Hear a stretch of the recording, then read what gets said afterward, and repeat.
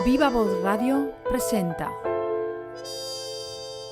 Oír para creer. Samuel Álvarez.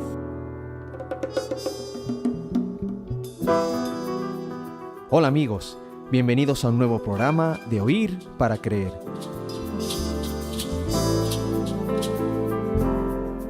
Como siempre, os habla Samuel Álvarez desde los estudios de A Viva Voz Radio para acercaros una experiencia más que nos dará mucho que pensar.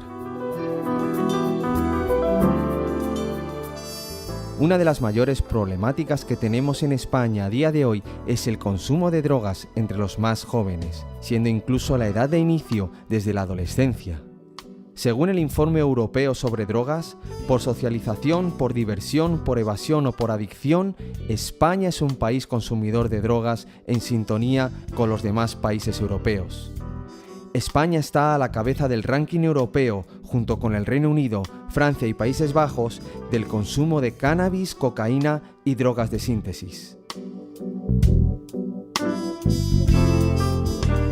Según los últimos datos publicados, el 78% de los españoles mayores de 15 años consume alcohol, un 40% fuma tabaco y un 9% cannabis. Y en el mercado y consumo de clandestinos, el cannabis y el hachís son los reyes.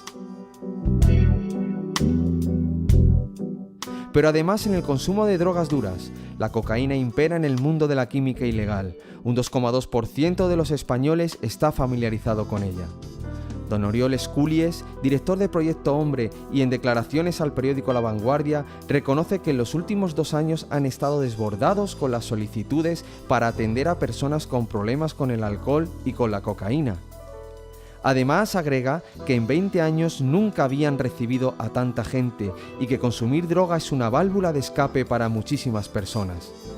Pero es un tema que no se le ha dado importancia, no se le ha dado prioridad, porque hay otros temas que preocupan más a la sociedad. Claudio Vidal, responsable de Energy Control en Andalucía, pone el acento en el éxtasis. Su organización trabaja en espacios de ocio relacionados con la música y asegura que en los últimos años el consumo de éxtasis ha renacido. Él afirma que el éxtasis vuelve a despertar interés y entre los distribuidores ahora existe mucha competencia. Incluso se esmeran en la presentación con pastillas muy elaboradas, con formas y colores que atraen aún más y además es una droga barata de producir a la que recurren jóvenes de entre 15 a 35 años. Energy Control se dedica a analizar la pureza de varias drogas. En los últimos años están advirtiendo de una mayor adulteración de las sustancias, especialmente sobre la cocaína, el speed y también el éxtasis. Anfetaminas, heroínas y LSD también figuran en las estadísticas, aunque su consumo es minoritario. Menos atención reciben otras drogas químicas porque son legales, aunque también pueden generar adicción. Hace tiempo que los hipnosedantes, que son tranquilizantes, ansiolíticos y somníferos, son un recurso habitual para un 12,2% de la población por encima del consumo del cannabis.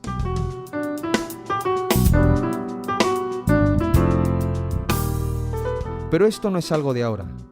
Es algo que viene arrastrándose desde hace décadas y tuvo en los años 80 su mayor impacto. Miles de jóvenes de aquellos años fueron víctimas de ese consumo de drogas, apoyado por líderes musicales, por políticos y por asociaciones que creían en un modelo de libertad que llevó a muchos jóvenes a un camino de adicción que desembocó en enfermedades desconocidas en nuestro país como el SIDA.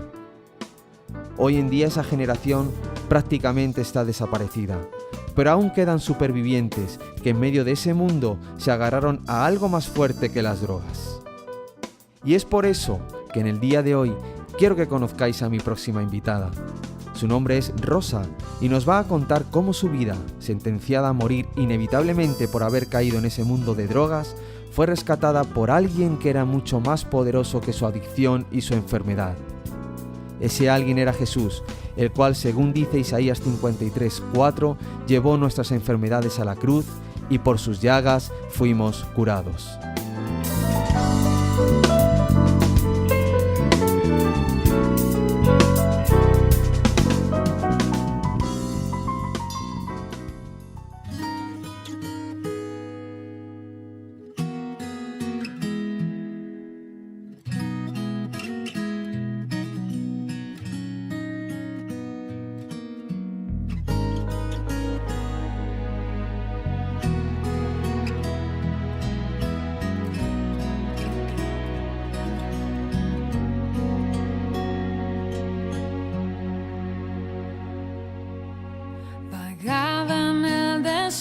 desierto y tú, muy distante parecías estar. La soledad me ahogaba y mi alma tu presencia añoraba.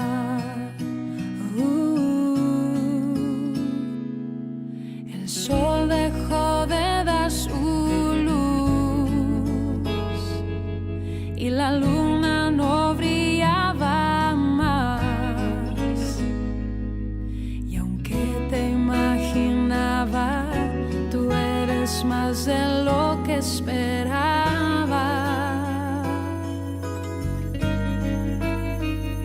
Mas hoy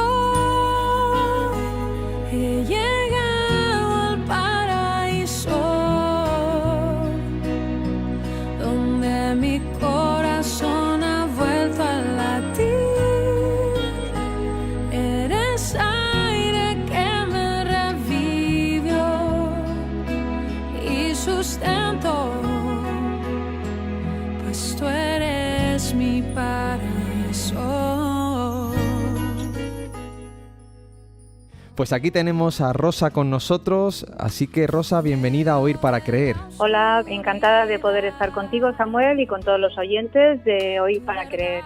Igualmente, Rosa. Bueno, pues cuéntanos un poquito, ¿cuáles son tus raíces?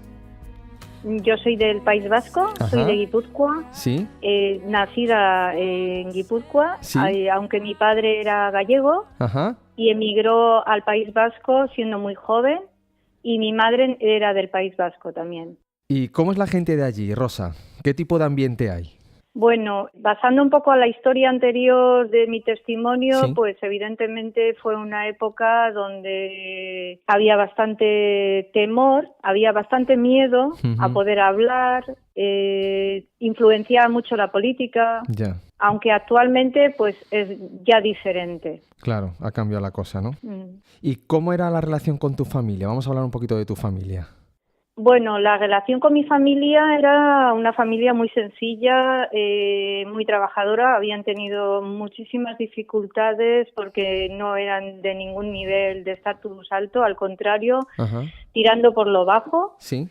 Y bueno, mi madre se crió prácticamente en un orfanato también, ella, Ujú. aquí en el pueblo, lo que antiguamente y hoy día es una residencia de ancianos, pero era pues para poder acoger a las hijas de personas que no podían económicamente y se les ayudaba.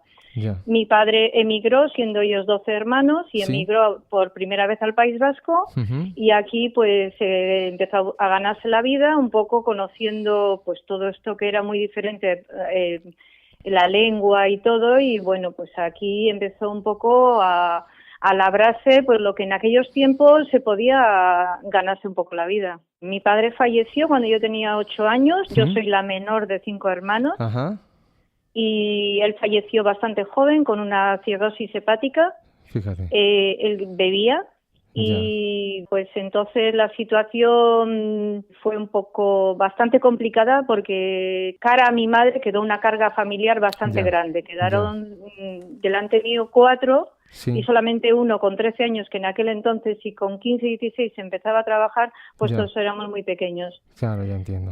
Ya Y entiendo. quedó una situación bastante difícil y la verdad que fue una sobrecarga bastante grande para mi madre y bueno, pues la muerte de mi padre fue bastante dura porque tuvo un desenlace en cuanto al cáncer bastante triste y Ya. en un año ya no se le reconocía. Ya. ¿Qué años tenías tú, Rosa? 8 años. 8 añitos. Madre mía. O sea que para tu mamá, la pobre, le fue muy duro sacaros adelante Sí, a todos, ¿no? le fue muy duro, sí. Ya imagino. ¿Y cómo veías la vida en tu juventud?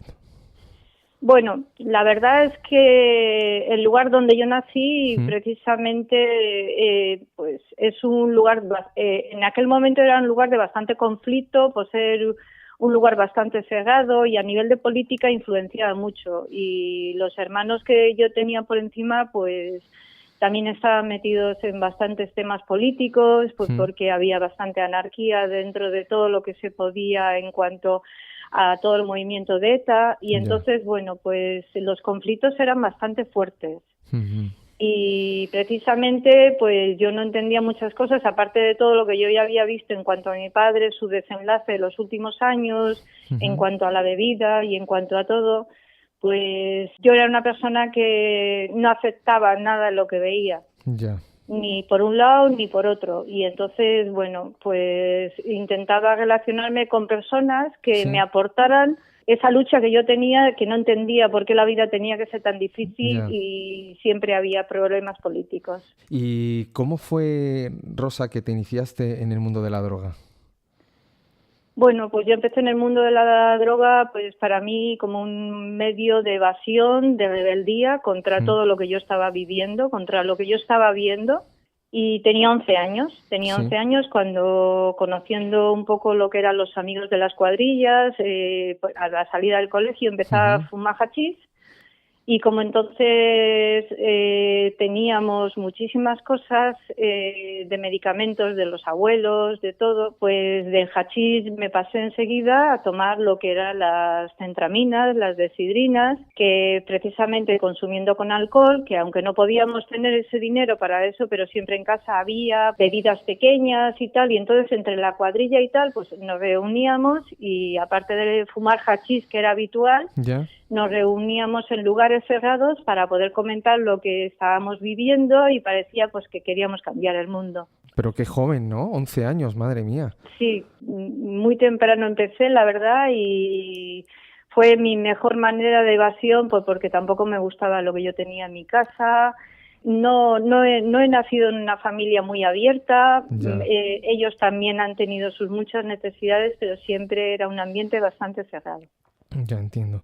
Fíjate que hay una investigación que fue desarrollada hace relativamente poco y esta investigación estaba hecha por la Fundación de Ayuda contra la Drogadicción, la FAD, y sacó unas conclusiones en las que dice que un 19,7% lo vinculan con conflictos familiares de aquellas personas que se inician en la droga, ¿no? El 19,7% lo vinculan con conflictos familiares. Y el informe también destaca que la combinación del abandono precoz de los estudios y estar en situación de desempleo agravan, además, los riesgos del consumo de drogas. Así que, evidentemente, resulta necesario atender pues, a otros factores personales que pueden inducir al consumo de drogas. Entonces, ¿tú crees que tú iniciaste ese consumo de drogas por estas cuestiones o fue más que nada por esa evasión que tú querías en cuanto a tu entorno?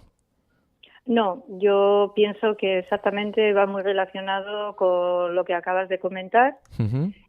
Mi entorno familiar no me gustaba. Sí, Me gustaba más lo que veían las familias de los demás. sí, A nivel económico, la verdad que se escaseaba muchísimo, muchísimo, muchísimo. Nunca podíamos tener ningún Reyes ni nada de nada. uh-huh. Aparte, pues se miraba mucho por la apariencia, siempre, Ya. aunque luego de puertas para adentro todo se tapaba Uh-huh. de las familias, pero siempre se vivía mucho con la imagen de lo que, de tu casa para afuera, lo que podías aportar, ¿no? Ya, ya. Y precisamente eso no me gustaba. Y si yo luego tenía que mirar también la situación que veía a nivel político, pues tampoco eso me gustaba. Ya, Tampoco creía que eso llevaba a ningún camino, ¿no? Yo, para mí era un conflicto detrás de otro, ¿no? Ujú. Y bueno, siguiendo con tu vida familiar, finalmente tus padres decidieron echarte de casa, ¿verdad?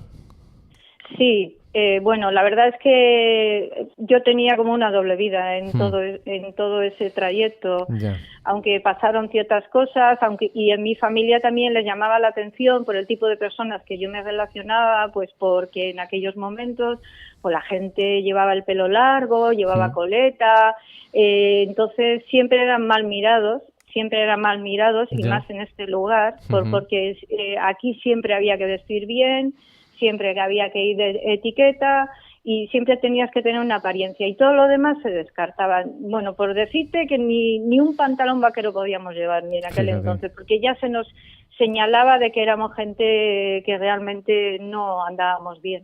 Ujú. Y bueno, pues no pude mantener mucho tiempo esa doble vida, pues porque con 13 años entré en la UCI, a punto de morirme también, Wow. por consumir, que ya había saltado al primer consumo con la heroína Sí. y por haber utilizado la jeringuilla de otra persona y estaba la heroína adulterada, pues tuve que ingresar en el hospital, pues porque yo no decía nada en casa de lo que me podía pasar, pero al final, pues cuando llegó el ingreso, me vieron los brazos y evidentemente veían que yo era una persona que consumía. En mi casa nadie sabía que yo me pinchaba. Ya. Y bueno, pues entré en la UCI y al transcurso de la noche no se me pasaba y bueno, pues se preparó mi familia para lo que podía el desenlace que podía ocurrir de un momento a otro, ¿no? Madre mía. Y al día siguiente, en cuestión de 5 o 10 minutos, pues volví en sí y se me aconsejó, a nivel hospitalario, siendo tan joven, que dejara de consumir heroína. La verdad es que yo tenía un gran susto en aquel momento, porque no me podía caber en la cabeza lo que me estaba pasando. Sí. Porque se me cayó el pelo, no veía. Uf. Y me costó en cuestión de 48 horas todo eso, pues me asusté. Creí que me iba a durar más el susto, pero evidentemente no fue así. Al cabo de una semana totalmente estaba mucho más metida y esta vez sí que estaba metida en la heroína. Qué fuerte. Fíjate, documentándome para este programa, he estado mirando testimonios de cantantes, de cuando surgió todo aquello de la movida y todo el auge de las drogas, porque es verdad que en un principio se veía mal, pero luego parece que todo el país empezó como a aceptarlo, e incluso había políticos que animaban a la gente a que se colocaran. Y viendo una de las personas que estaba hablando, un cantante de un grupo musical, él decía que les informaron mal porque pensaban que tomar porros era lo mismo que meterse heroína. Entonces le informaban diciendo que la heroína era igual. Y fíjate que tú acabas de decirme que por culpa de la heroína estuviste ingresada y a punto de morir. Pero es que a los jóvenes se les engañaba diciendo que la heroína era algo como un porro, como algo más liviano, digamos, ¿no? Sí. Y fíjate que en este sentido los políticos animaban a la gente a que se colocaran. De hecho, quiero que escuchemos un audio del exalcalde de Madrid, don Enrique Tierno Galván, cuando en los años 80 se levantó en un concierto de rock y hablaba así a la gente que estaba allí.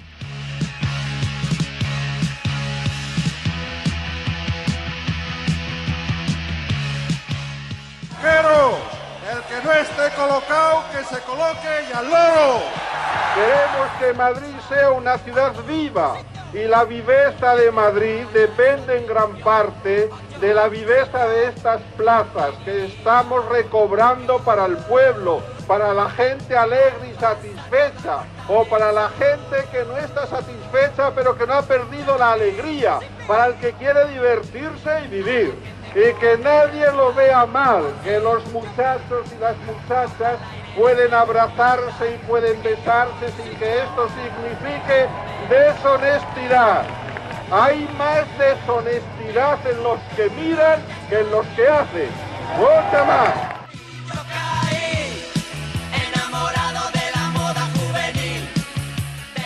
Y Rosa, ¿perdiste mucha gente a tu alrededor por este motivo? ¿Esto no te asustó? Muchísima. Ni contaban de que yo estuviera viva. Madre mía. Ellos, normalmente, yo me acostumbraba a andar con personas bastante más mayores que yo. Casi todos tenían como 10 años de diferencia y yo era la que realmente iba a la farmacia por las jeringuillas, porque como seguía yendo a estudiar, pues tenía una doble vida. Entonces tenía una apariencia. En mi casa tenía que tener una apariencia y entonces pues se me utilizaba de alguna manera y yo pues de alguna manera tenía esos amigos. Fíjate que Tierno Galván decía a colocarse y al loro. Sí. ¿Qué significaba ese al loro? Al loro, pues sí. Estar pendiente de lo que está pasando a tu alrededor, o sea, es estar colocado, pero a la vez también pendiente de lo que pase, de la movida, de la policía, de las redadas, de todo. Qué fuerte, ¿eh? Madre mía. Era el argot, nosotros teníamos que utilizar un argot que era propiamente nuestro, entonces así fue. Aunque en mi caso no fue precisamente del hachís, fue porque estaba ya tan pasada de rosca, de tantas centraminas, de sidrinas, de ácidos. Entonces yo probé solo una vez la heroína y no me gustó. Fíjate. Pero ya no, como estaba tan descentrada y tan que no podía bajar de ese estado en que estaba, al final empecé a consumir heroína porque es lo único que me calmaba. Fíjate. En mi caso sí, pues porque fueron varios años que todo pues lo que hoy ocurre, ¿no? Hoy pues con todas las drogas de diseño, pues en aquel entonces eran las centraminas, era estar todo el día que no parabas de hablar, de estar entre la gente, de que tenías marcha para todo. Llega un momento en que eso es un desenfreno tan grande, que al final yo tuve que empezar a consumir heroína por eso, porque es que no tenía otro medio para poder bajar de ahí. Fíjate, madre mía. La verdad es que en este punto es importante que resaltemos que la droga en la adolescencia y en la juventud viene representando en la actualidad un problema social de enorme relevancia, porque hay que tener en cuenta que tanto los propios índices de consumo, que para ciertas drogas resultan enormemente elevados, como para las múltiples consecuencias adversas que trae consigo. Entonces, ¿tú crees que a pesar de tanta información que hay, el problema sigue siendo consumir con el fin de querer evadirse?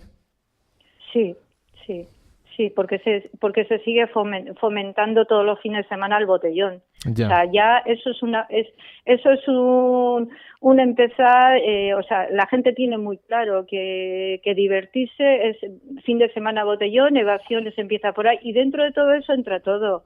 Las drogas de diseño, todo lo que entre ellos saben que están entrando nuevas drogas. O sea, eso se fomenta y se permite. Además, no sé si sabes que hace poco creo que ha sido en Zaragoza, que han sacado una especie de folleto explicativo a los jóvenes de cómo tienen que drogarse. O sea, ya no es no te drogues, sino cómo tienes que hacerlo para que sea lo menos malo. O sea, me parece muy fuerte que a los jóvenes ya se les incentive, ya de por sí se dé ya por hecho de que ya no hay remedio y ya que se van a drogar. Pero que se les incentive a saber cómo drogarse mejor, no sé cómo lo ves tú, pero yo creo que les están condenando a muerte directamente. Sí, aunque todos sabemos, igual que antes también era un negocio, está claro que detrás de todos esos movimientos y detrás de lo que se fomenta al joven se mueve dinero, y siempre que se mueve dinero te van a dar muchas alternativas porque eso funciona. Es como lo que hoy día es el tabaco. El tabaco no se anula precisamente porque mueve dinero. Y Rosa, ¿por qué la droga era tu evasión? Era mi evasión, primero porque era una persona muy tímida, por un lado, y quería sentirme que podía hablar con todo el mundo. Si no era capaz de mirar a la gente a la cara, siempre pensaba que yo era menos que nadie, ¿no? Tenía muchísimos problemas y a la vez era una lucha muy grande porque mi forma de defenderme contra eso era a nivel violento, enfrentándome en mi casa.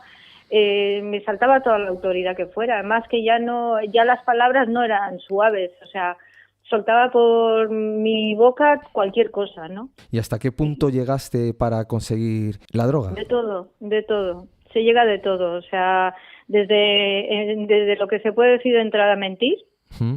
Yo, por ejemplo, ya con 12 años encubrí un poco lo que guardábamos dinero para hacer el campamento de verano y nos fuimos 3 y nos escapamos en autostop a Barcelona porque queríamos ver a Janis Joplin, y allí fuimos con 12 años. Madre. Y eso de un lado. Luego ya, pues bueno, evidentemente, al ser menores de edad, se nos puso en busca y captura. Sí. Y bueno, el trayecto fue la vuelta y evidentemente con esos años entrar precisamente en Barcelona, en lo peorcito que podía ser en las Ramblas, pues la verdad que no me pasó nada porque Dios no quiso. Y bueno, y luego pues el consumo ya se vendía todo, o sea, lo que podíamos tener de medallas, de eso, pues todo lo empeñábamos. Y luego pues empecé a vender también droga yo misma. Sí. Yo cogía una cantidad mayor, luego se hacían los repartos y después evidentemente se iba a los lugares en concretos de donde, aquí por ejemplo se iba a la zona de costa, donde el fin de semana siempre había más marcha y había más movimiento de todo, y se empezaba pues a traficar con todo para ver si podías sacar para tu propio consumo, evidentemente. O sea, que tú de ahí no te hacías rico, o sea, era para que tú tuvieras cada día para consumir. Ya. Qué fuerte. Has dicho antes una cosa que me ha llamado la atención, es que te pusieron en busca y captura. ¿Por qué? Pues porque era menor de edad, porque tenía 12 años. O sea, claro, tus padres denunciarían, ¿no?, tu desaparición, porque a lo mejor no sabían que te ibas a Barcelona. Claro, porque desaparecimos 4 Sí. Desaparecimos 4 de la cuadrilla y evidentemente, pues antes de salir del pueblo ya se nos vio que estábamos en carretera y entonces al descubrir que no estábamos en el camping con las demás compañeras, pues evidentemente y pasado una semana, pues esos 20 días, en la primera semana evidentemente ya se sabía que nosotros no habíamos ido con el grupo. Y Rosa, incluso llegaste a venderte, ¿no? Vender tu cuerpo para poder conseguir la droga, ¿verdad? Sí, evidentemente se me proporcionó que podía ganar una cantidad de dinero. Era bastante joven, no sé si tendría 16 años o así. Madre mía. Y lo que era los fines de semana, pues comentaba que me iba a casa de una amiga y evidentemente precisamente entrabas en los clubs para realmente prostituirte. Madre mía, qué fuerte. Y claro, tú conseguías tu dinero y a comprar, ¿no? Claro, y luego yo entre semana podía mantenerme y deseando que llegara el fin de semana para ver medios diferentes para poder tener consumo. Madre mía, qué fuerte, con 16 años. Sí. ¿Y cuál fue el momento, en toda esa circunstancia que vivías, donde te hizo pararte para pedir ayuda?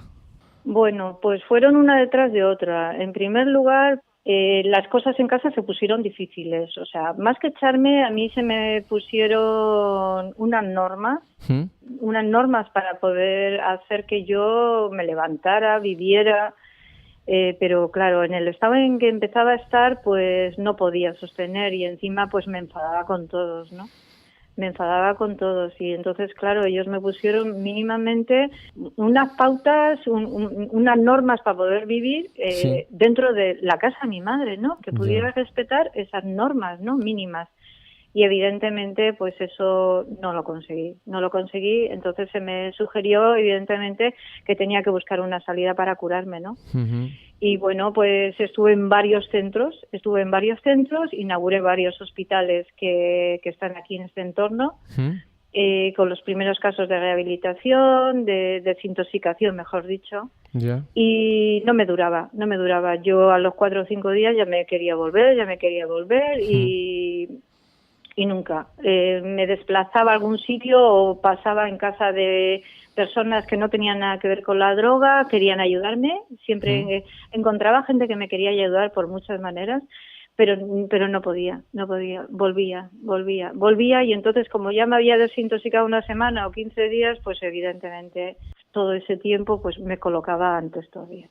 Ya. ¿Y dónde encontraste esa ayuda? ¿Esa ayuda de dónde te vino? Pues la verdad que muy fuertemente dicho, salí de un intento de unos amigos, de que me tuvieron en su casa. Y como no conseguía el segundo o tercer día, le dije a mi madre que me volvía a casa. Pero antes de venir a mi casa, hice el trayecto que hacía siempre cuando traficaba con la droga. Y me fui para la zona de la costa para, evidentemente, colocarme. Sí. Y como llevaba pues 3 o 4 días, pues el efecto era mucho más rápido. Entonces, bueno, pues pedía por favor que me dieran, que yo luego ya lo devolvería y tal. Y bueno, pues el caso es que me puse la heroína y estaba tan colocada. Y luego me iba sola por el lugar donde estaba en ese momento y una señora le daba tanta lástima que me recogía en una tienda porque no me sostenía de pie y estaba en la silla que me daba cabezazos para todos los lados. Y pasó un hombre que yo en ese momento evidentemente no era consciente de nada. Y él iba a alguna reunión o alguna cosa que tenía mucha prisa y él me dejó un número de teléfono. Y a los 2 días lo encontré en el pantalón y le llamé. Y le dije que tenía que ser ya, porque al día siguiente le diría que no. Porque sabía que yo funcionaba así. Yo sabía que una detrás de otra yo ya sabía hasta dónde llegaba. Yo sabía que lo que tenía que ser yo, si no me echaba para atrás. Y él, pues, él vivía en ese pueblo de la costa, vivía en Zarauz. Él había emigrado allí con toda su familia nació allí. Y él vino a mi casa y él era misionero de Argentina, Wilson Cornejo. Wilson Cornejo. Wilson Cornejo nació, él vino con toda su familia a Zarauz Sí, que era la zona costera donde yo realmente me movía para poder consumir y para poder ganarme todo lo que yo necesitaba. sí, Y él tuvo un cierto tiempo de contacto conmigo, vino a mi casa, le dije que viniera a mi casa para convencer a mi familia. Y mientras tanto él me estuvo buscando algún sitio donde yo podía ir, porque aquí en el norte en aquellos momentos no teníamos centros de rehabilitación de chicas, solamente teníamos uno de chicos. ya. Y en Burgos se intentó también y tampoco había espacio para mí. Entonces, de alguna manera me dio un número de teléfono para que llamara a Madrid. Sí, Y de esa manera empecé a llamar a Madrid. En Madrid me intentaron constantemente que llamara a diferentes horas para ver exactamente hasta qué punto era mi interés, porque Ya. evidentemente era un viaje de 800 kilómetros claro, claro. y no se podía hacer tan fácilmente. Y querían ver hasta dónde yo estaba. Mi familia no se involucraba en eso. ¿Mm? Entonces, bueno, pues evidentemente, porque mi familia tenía otra alternativa. Y Ya. bueno, yo no lo sabía en ese momento, pero lo supe más tarde. ¿Cuál fue, se puede decir, la Y- alternativa que ellos pensaban? Bueno, pues en aquel entonces, evidentemente, cuando una persona estaba metida en la droga y no salía, se le Mm. ingresaba en un psiquiátrico. Ya, Y Ya. esa era la alternativa con la única manera, pues porque en mi casa nadie podía conmigo. madre Nadie. mía. Yo tuve un psiquiatra también durante 2 años a Ujú. nivel privado por parte de mi padre, porque él era funcionario del ayuntamiento. Y evidentemente, pues también engañé al psiquiatra, aunque el psiquiatra de engañar nada. Y él pues reunió a toda mi familia y con él conseguía lo que hoy día los jóvenes utilizan, la metadona, que en aquel entonces era otro nombre, que era heroína sintética, Ya, con un talonario de estupefacientes que se Sí. nos daba y nosotros lo vendíamos. Y se llamaba tilitrate, que era heroína sintética. ujú, Y entonces él nos proporcionaba, pero también lo vendíamos por una cantidad bastante alta. Y él ya sabía que yo estaba engañando, yo decía que necesitaba dinero para el viaje, para ir al psiquiatra, y todo era mentira, era un dinero que yo recaudaba para luego tener para consumir. claro. Entonces, evidentemente, una detrás de otra, yo estaba fracasando. Los centros no me funcionaban, los hospitales no me funcionaban. Y en casa no podían conmigo tampoco, porque ni los medicamentos me sostenían lo que ellos me tenían que dar como dosis, porque siempre pedían más. Fíjate.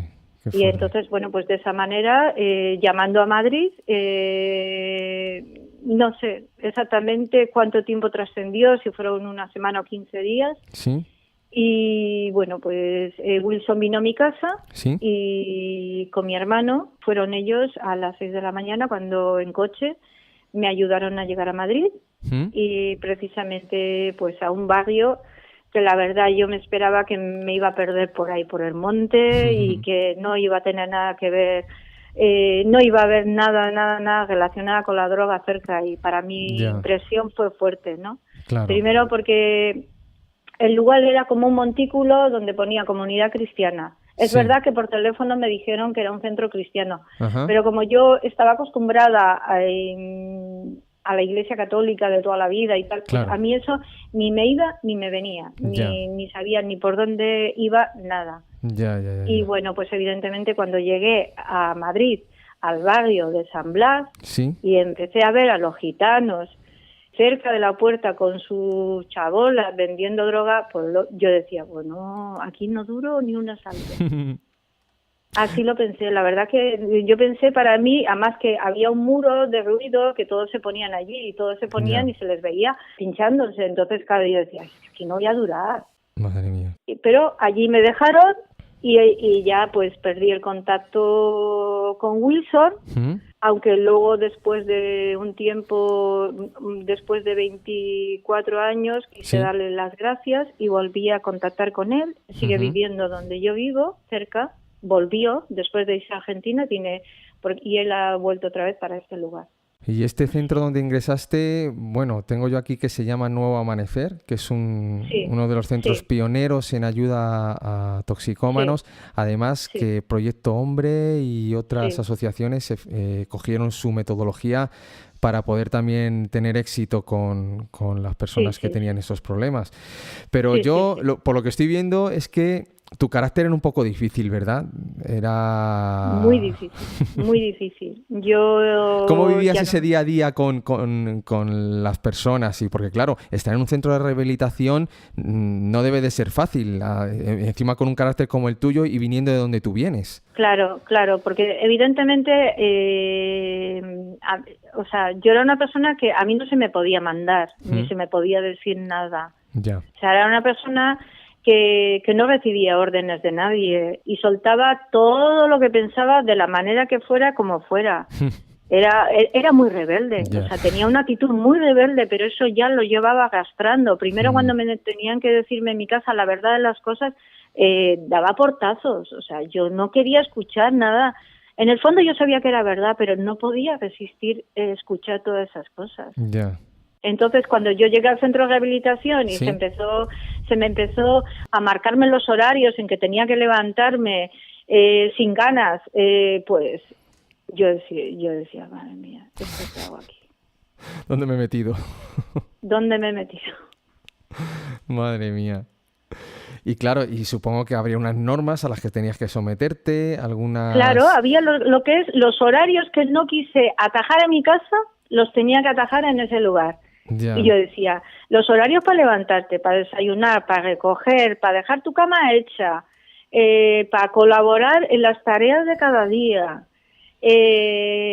no enfadarte ni con tus compañeras a pesar de que te entraban ganas de decirle 4 cosas. Ya. Y evidentemente eso un día se lleva y 2 días se lleva, pero llega un momento en que en esa convivencia tan estrecha al final explotas y sale quien tú eres. Claro. ¿Y te entraron ganas de marcharte en algún momento? Sí, porque cuando yo escuchaba muchísimas cosas de las que no quería escuchar, Sí. miraba por la ventana de la casa de donde estaba en el centro cristiano, Sí.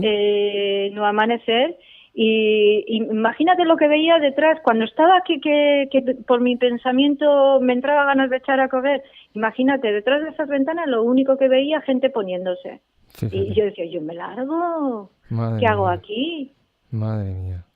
Sí, y para mí es cuando de verdad empezó la batalla. Empezó Ya. verdaderamente, porque el hecho de que te dieran para consumir las 2 o 3 primeras noches, yo pensaba que eso era el no va más, ¿no? Que pasar las 3 o 4 o la semana o los 15 días del síndrome sería el no va más.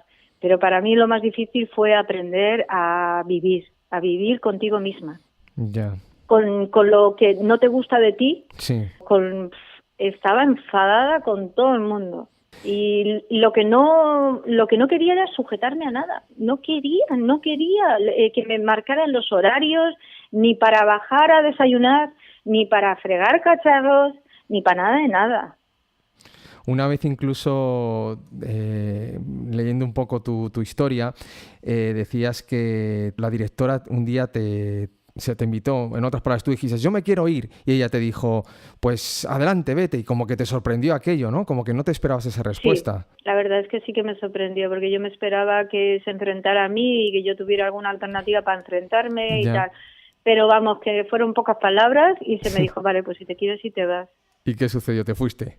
Bueno, pues me fui y bajé a un tramo de camino Sí. y de la verdad que ya iba llorando en el camino, Madre eso mía. sí que me pasaba mucho, ya iba llorando porque encima rabietada, Ya. porque no había sido como yo había querido y cuando llegué y miraba para adelante, camino por delante, carretera por delante, yo decía, ¿a dónde voy? Mm. ¿A dónde voy? Yo decía, ¿a dónde voy de esta manera? Estuve Claro. un rato pensando y no sé lo que pensaba. La verdad es que miraba para adelante, miraba al final del camino y yo decía, si tu camino no tiene final ahora mismo.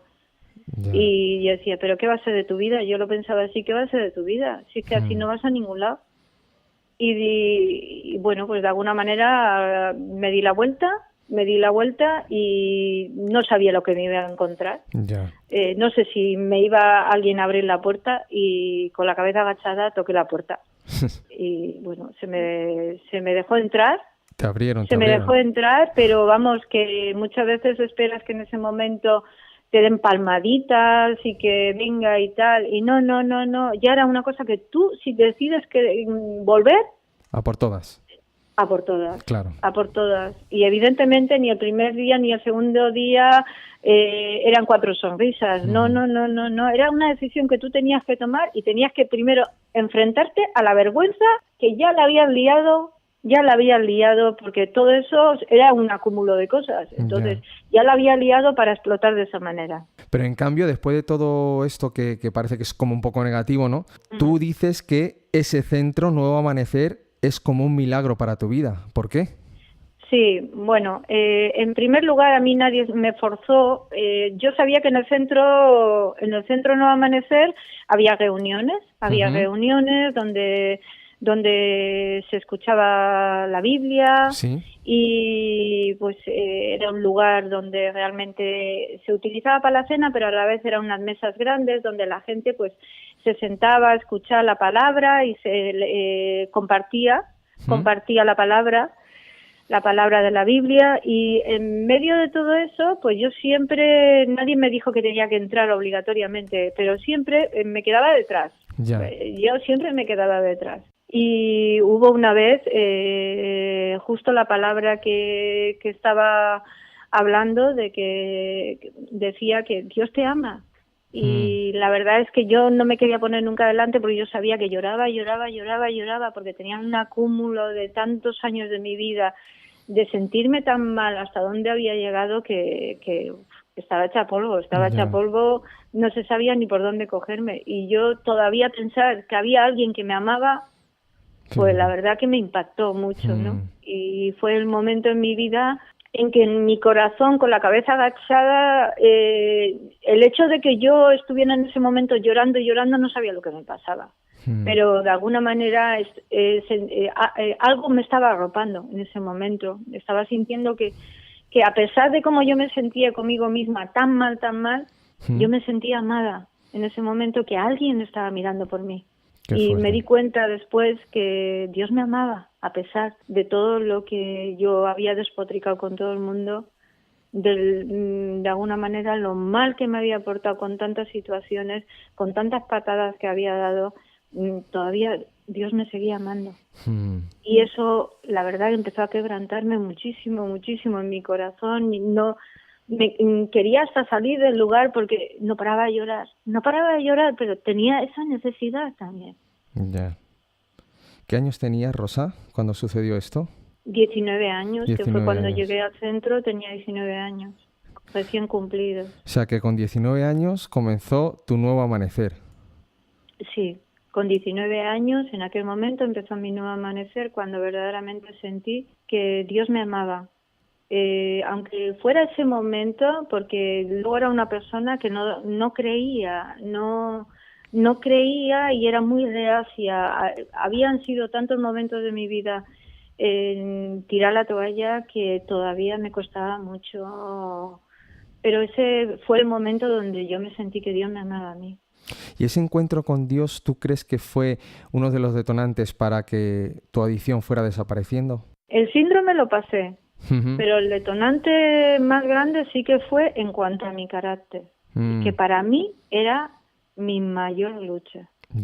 Mi mayor lucha, mi mayor gigante era mi carácter. Mi carácter, esa forma de no querer a nadie, estar siempre enfadada con todo el mundo, fue el detonante, saber que Dios me amaba, porque de alguna manera tenía tanta dureza dentro de mi corazón y a la vez tanta necesidad de sentirme querida, que exploté, que reventé, no podía. Y sentí la presencia de Dios en ese momento, que me sentía como un padre que me seguía amando, que nunca había estado huérfana, que Dios estaba conmigo, que me seguía amando en todo momento. Y la verdad es que no podía levantarme si estaba sentada o como estuviera, la verdad que no paraba de llorar. O sea, no sé el tiempo que duró mi vida en ese momento, pero sentí el bálsamo del amor de Dios en mi vida, que ahí dije y no sabía, hasta que realmente empezaron a pasar los días, yo no sabía si estaba ocurriendo un cambio en mi vida.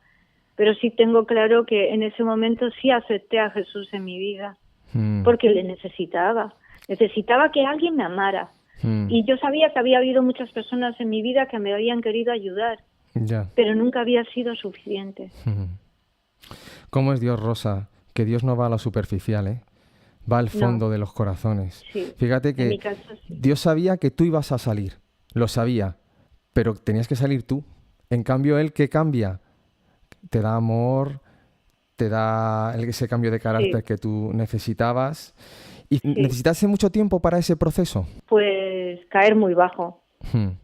El proceso que yo necesité fue estar, para mí la palabra, asqueada conmigo misma.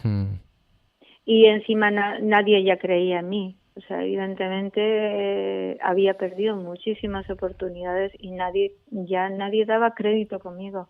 Fíjate. Entonces, yo por dentro de mí todavía estaba más hundida. Claro. Porque no tenía recursos, no es que no me hubieran querido ayudar, es que no tenía recursos con mi propia persona de poder levantar la cabeza. Qué fuerte. Y en esos momentos, evidentemente, para mí fue tocar fondo con mi vida, fue encontrarme con lo que no me gustaba de mí y yo decía, bueno, ¿y ahora para qué sigo para adelante? ¿Así voy a vivir feliz? Yo decía, no, yo quiero ser feliz. Yo lo único que anhelaba en mi corazón ser feliz y yo no sabía ni cómo tenía que ser feliz. Ya. Porque estaba destrozada porque había fallado muchísimo y encima sabía que todo lo que decían de mí era verdad. ¿Y cómo me cambiaba yo? ¿Y Dios sanó todo eso, Rosa? Sí, evidentemente sí. O sea, yo para mí lo que más marco en mi vida es el amor de Dios en mi vida y ahí me di cuenta de que Él estaría siempre conmigo.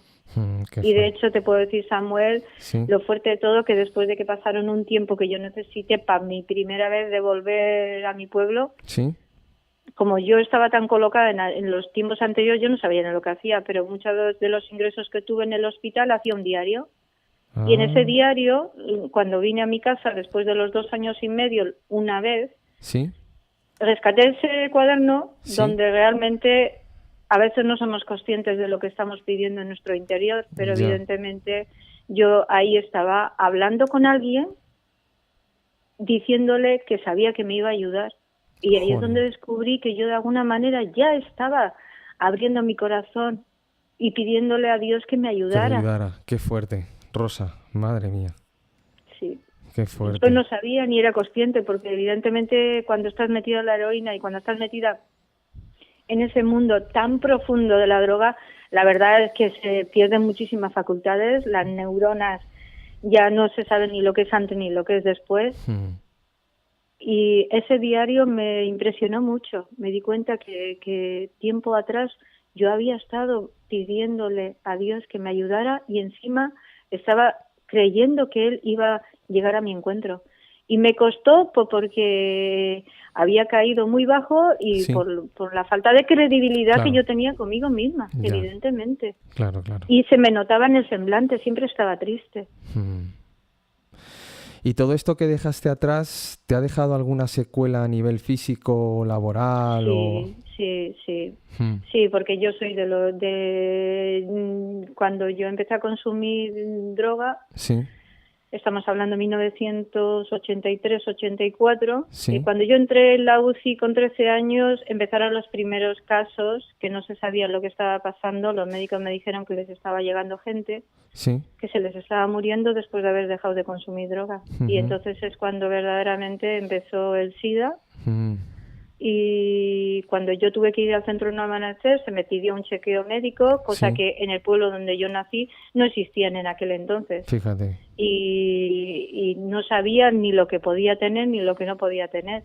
Yo siempre me encontraba cansada, eso sí está claro, pero cuando eres joven parece que todo eso es cosa parte de lo que ya has vivido, ¿no? Sí.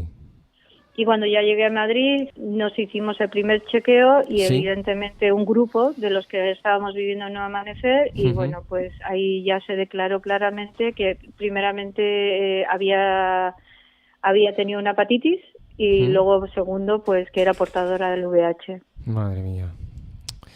Y eso fue ya empezar a poner nombre lo que ya estaba dentro de ti. Aunque yo tenía 19 años y estaba ahí, pues eso a la larga llegó un momento después de un tiempo pues que tuvo que ser tratado, evidentemente, pues porque las defensas me estaban bajando. ¿Ahí ya conocías a Jesús o todavía no? No, ahí sí conocí a Jesús. Cuando yo realmente supe, la única manera que me agarrara a saber que yo era portadora del VIH. Que vamos, si no, ¿de qué? Vamos, me pilla eso en otro momento y sinceramente ya hubiera acabado o hubiera acabado en una esquina con una sobredosis. Ya. Sí, eso está claro, eso está claro. No, te lo digo por lo que ocurrió después, ¿no? Porque Jesús hizo el verdadero milagro en ti, ¿verdad? Sí, bueno, luego fue un proceso tanto a nivel físico, a nivel físico empecé un tratamiento. Sí. Y bueno, pues ese tratamiento duró un tiempo. Lo que entonces existía, lo que eran unos medicamentos, se llamaba el Retrovir, que era lo único que había. Sí. Pero claro, como también estaba bastante mal por dentro, deteriorada físicamente, pues llegó un momento que eso tampoco era suficiente, porque al tener las defensas bajas, cualquier cosa pequeña es una puerta abierta para una enfermedad detrás de otra. Claro. Y evidentemente, pues eso ocurrió. Cuando tenía las defensas bajas, pues pasé por momentos en mi vida que no sabía lo que me pasaba, tenía fiebre, eso ya estando en el centro, y bueno, pues hasta que se encontró lo que tenía, pues evidentemente fui tratada por tuberculosis también. Al tener las defensas bajas, la leishmania también la tuve en el hígado, me costó mucho tiempo que me la localizaran, eso me reincidió varias veces porque estaba tan baja. Tuve candidiasis, muchísimas enfermedades, entré en una fase muy complicada porque era una detrás de otra, y ahí sí que empecé a no tener la carga viral con que la gente que estamos dentro de esos tratamientos entendemos lo que significa. La carga viral indetectable quiere decir que eres portadora, pero estás ahí. Es como está ahí, que no se mueve. Pero ya empecé a estar en una fase terminal. En vez de tener unas defensas ni de 300, pues bajé menos de 100 y evidentemente entré en una fase terminal bastante complicada. Madre mía, lo que puede llevar lo que puede llevar lo que es la droga. Esto es para que los jóvenes o las gentes que están en esos mundos se den cuenta de dónde te puede llevar todo eso.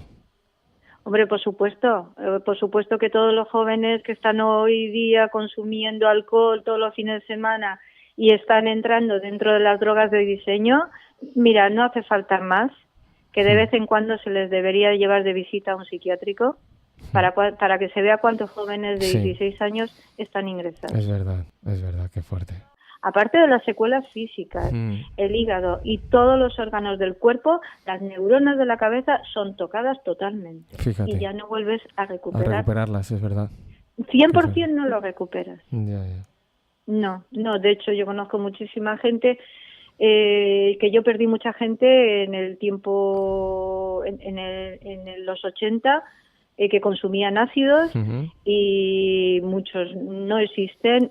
Las locuras que cuando ellos tomaban ácidos, pues los tripis, los que se llamaban entonces, la verdad es que la gente hacía locuras, o sea, se podían tirar por una montaña creyendo que yo qué sé lo que veían debajo. Ya. Y la gente se quedaba colgada para toda la vida. Madre mía. Sí. Y fíjate que hay una cosa que me llama la atención en ti, y es que tú estás hablando con nosotros ahora mismo con ese cuadro clínico que tienes, porque es que hasta los médicos deben de alucinar ese cuadro clínico que tú tienes en papel y cómo estás, Rosa. O sea, ahí vimos que Dios hizo algo. Sí. La verdad que yo, sinceramente, cuando me vi en la fase terminal y yo pensaba que no sabría con qué me iba a enfrentar, porque no tenía fuerzas tampoco, entonces, estando tan mal, se me aconsejó que dentro de todos los medicamentos nuevos que estaban entrando, que intentara, que yo sabía que a mi lado en el mismo hospital de La Paz, yo conocí mucha gente más antigua que yo, que estaban entrando dentro de los experimentos de tratamientos nuevos, y a ellos no les estaba funcionando. Entonces yo podía ser una más como ellos, que no funcionara hasta que realmente muriera. Ya. Y evidentemente me arriesgué y dije, yo lo tengo que probar, tengo que entrar de estos medicamentos combinados, y la verdad que siempre daré gracias al Centro Nuevo Amanecer por todo el empuje que se me hizo en ese favor para poder arriesgarme por todos esos medicamentos nuevos, porque la verdad que también hay que arriesgarse para entrar dentro de esos tratamientos, porque también ves con tus ojos a muchas personas que no les ha ido bien. No, pero Yo vi mucha gente con la droga que se quedaron ciegos, una enfermedad que se llamaba CMV, y como estaba también en el Hospital de La Paz, la verdad es que yo siempre daré gracias a todo el Servicio Médico de Medicina Internados, a todos los médicos y a todo el equipo que trabajó ahí. La verdad que fueron años donde se nos cuidaba con mucho cariño y mucho mimo. No éramos un número, cosa que creo que hoy se ha perdido muchísimo. Ya. Pero se nos ayudaba a intentar, a luchar, estaban a nuestro lado para podernos alentar. Y evidentemente los tratamientos, yo me expuse a ellos. Algunos no me funcionaron, pero otros sí me funcionaron. O sea que realmente hay que decir aquí en ese programa que gracias a personas como tú hay gente que vive ahora. Sí. Porque tú te sometiste a esos nuevos tratamientos que podían salir bien, que podían salir mal. Pero ahí está la mano de Dios, porque quizá decimos muchas veces, queremos ver un milagro de Dios, y es verdad que Dios puede transformar con un chasquido de dedos y transformar de la noche a la mañana, pero también Dios te muestra el camino, y yo creo que a ti te mostró el camino de métete en estos sitios, métete en estas medicaciones, porque eso es lo que te van a ayudar, y por eso tú ahora mismo, ahora en 2018, estás hablando con nosotros. Qué fuerte, Rosa. Sí, no, y sí que te digo claramente, Samuel, que los ingresos que yo tenía una detrás de otras de tiempo largo, mi amparo y mi refugio era Dios, Qué fuerte. O sea, el cielo podía estar azul y yo lo veía todo gris, pero yo sí que siempre aseguraré que fueron los momentos más tiernos de mi vida donde me sentía arropada por Dios.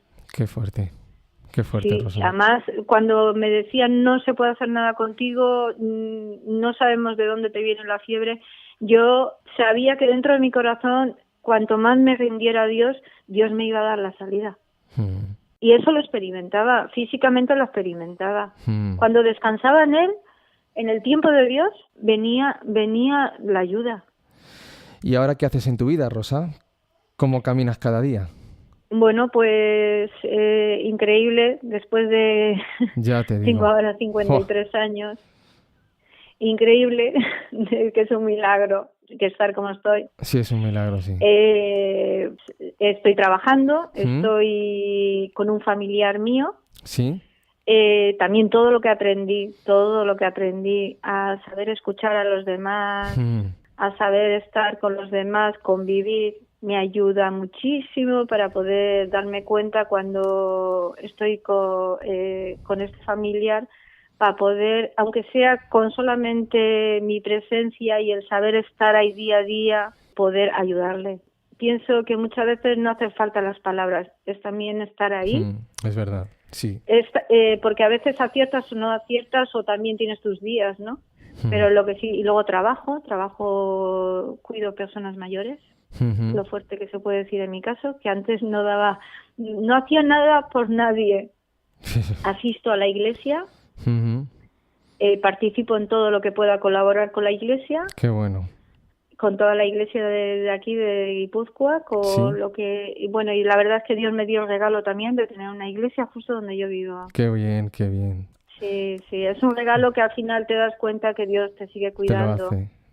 Sí, Claro que y cada día, la verdad que desde que me levanto hasta que me acuesto, le pido que siga, que me dé la dirección para cada día, aunque me rodee de personas, pero sé que en mí hay algo tan diferente que la verdad que sonrío, cosa que antes ni era feliz. Y se transmite esa alegría. Yo te conozco personalmente, lo tengo que decir aquí en el programa, por eso te he invitado.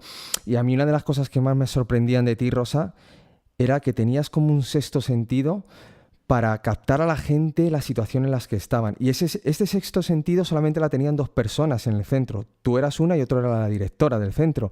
Y era alucinante cómo tú captabas a las personas solamente con verlas, sin conocerlas de nada. Por todo lo que tú habías pasado, sabías perfectamente cómo podía estar una persona, ¿verdad? Sí, de hecho me sigue pasando. Yo muchas veces igual hay personas, no me llaman. Sí. De hecho, palabras textuales de mi hermana. Dice, Rosa, tú estás ahí y sabemos que si nos pasa algo, sabemos que tú nos vas a escuchar. Claro. Y es increíble porque yo me doy cuenta que muchas veces, igual luego, y en esos momentos yo no sé lo que recibo de parte de Dios para poder ayudar a esa persona, pero las palabras que salen de mi boca no son de mí. Y la verdad es que le ayudo a la persona como siento que es de parte de Dios. Sí. Y la siento que sale de otra manera y tiene un refuerzo, y quizás es porque me he visto tan necesitada y me sigo viendo tan necesitada, porque a mí el Señor me ha enseñado que sigo siendo débil, muy débil, pero también me doy cuenta de que no, a mí eso nunca me lo va a quitar, me va a enseñar a poder sostenerme a través de la debilidad para que yo dependa de Dios. Yo no tengo de qué avergonzarme por donde he pasado, porque es el arma que Dios tiene conmigo para enseñarme que Él se hace grande cuando yo me dejo llevar por Él. Claro que sí. Y bueno, Rosa, pues para terminar ya, porque se nos acaba el tiempo, pero sabes que este programa se llama Oír para Creer. Entonces, ¿qué le dirías a todas estas personas que nos están escuchando, que realmente, quizá los jóvenes, ¿no?, que están tan metidos en estos mundos, para que puedan creer que la única salida está en Jesús? Pues, Samuel, yo lo que tengo claro es lo mismo que se aplicó para mi propia vida, es que según que no hay nada imposible, según todo lo que estés viviendo en tu vida, te sientas como te sientas, no hay nada imposible para Dios. Y que en esos momentos, aunque no veas nada, porque no veas nada, y no se puede dejar llevar uno por las emociones de que hoy me siento bien y mañana me siento mal, hay que confiar en Dios a pesar de cómo tú te sientas. Y en esos momentos, la verdad, si tú en tu corazón eres sincero, Dios escucha. Eso es. Dios escucha. Y sí que me gustaría, para mí es muy importante poder compartir esta palabra. Sí, claro que a mí sí. Ha sido de mucha ayuda en relación a lo que te estoy comentando, las últimas palabras, que dice en Salmo 145, 18, dice, el Señor está cerca de quienes lo invocan en verdad. Amén. Y sobre todo también a muchos jóvenes, no dejen pasar el tiempo. Es tiempo de volver y mirar para arriba, saber que hay alguien, no arriba, a tu lado, que está esperando solamente a que tú le abras tu corazón, le digas sinceramente que le necesitas. Él sabe más que tú mismo lo que tú necesitas. Así es. Y Él te va a guiar, te va a guiar de un camino o de otro y te va a llevar a Jesús. Así es. Y es el tiempo, yo sí que digo muy claramente a todos los jóvenes que dejen de estar llenando la vida con todo lo que es superficial, todo lo que se desvanece en un momento, que lo único que es llenarte de más problemas, que al final no sales de ellos, y que la única salida para tu propia vida, para tu propia manera de vivir, para tu propio motivo de vivir, por qué estás en este mundo, es Jesús. Estés en la situación que estés.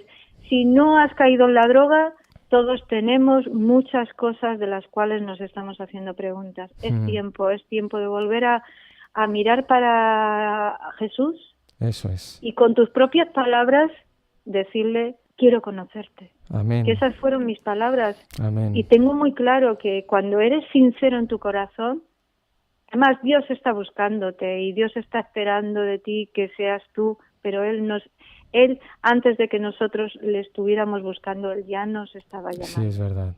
Él llama a la puerta. Así que yo, mis palabras, lo que me quede de tiempo, lo que me quede de tiempo en este mundo, no voy a dejar de decirlo, de que por favor el tiempo apremia y es tiempo de volver a mirar a Jesús. Amén, Rosa. Dijo también el Salmo 121, dijo el salmista David: alzaré mis ojos a los montes, ¿de dónde vendrá mi socorro? Y sinceramente tu socorro, Rosa, vino de los cielos y vino del propio Jesús, que te buscó, como tú dices, y que te ayudó a salir adelante, y que ni lo que ahora los médicos explican, pero tú ahora mismo eres una persona que estás anunciando todas estas cosas porque sabes que es importante para la sociedad de hoy, Rosa. Muchísimas gracias por habernos atendido, gracias por tu testimonio y espero que llegue a muchísima gente. Muchas gracias. Dios te bendiga. Gracias. Adiós. God is the strength of my heart. Hey. Oh, God is the strength of my heart and my portion forever.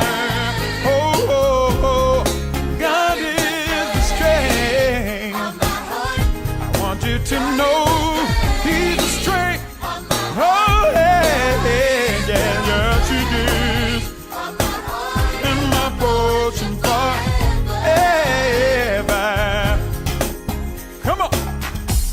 Come on, I want everybody put those hands together. Dijo el rey David en uno de sus salmos, concretamente en el Salmo 73: ¿A quién tengo yo en los cielos sino a ti? Y fuera de ti nada deseo en la tierra.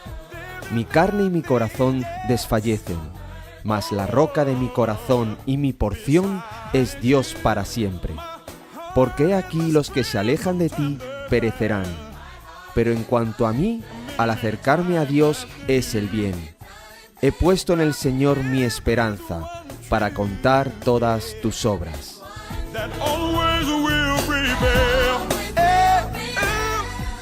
La canción que estáis escuchando es la preferida de Rosa. Está basada en este salmo y concluye diciendo que Dios es poder en mi ser. Y efectivamente, Dios ha sido poder en la vida de Rosa. Él es el único que puede ayudarte a salir de donde estás, de tu adicción que a tantos problemas te ha llevado. Así que pon tu fe en Jesús, entrégale tu corazón, hazle Señor y dueño de tu vida y Él, te aseguro, que obrará.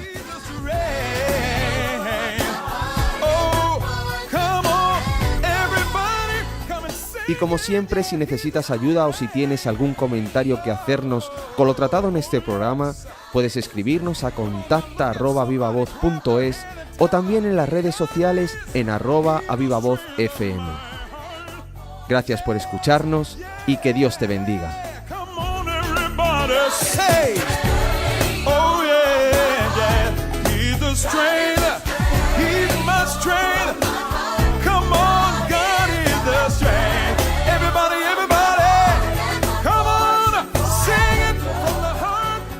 Oír para creer. Samuel Álvarez. The Lord is the strength of my life. Yes, He is. Yes, He is. Oh, He is the strength of my life. Hey, forever, forever, forever. Come on and sing it, yes. Oh, He's my strength. Yeah, yeah. My strong tower in my darkest hour. Yeah, come on everybody, sing it like you mean it. Yes, He is the strength. Hey, everybody in the house just say, He's my strength. Sing it like you mean it. Forever, oh, He's my strength. I want you to know He will take good care of you if you will just run to His presence, begin to praise Him, celebrate Him. Yeah! Oh, yes. Come on, just clap your hands. Come on.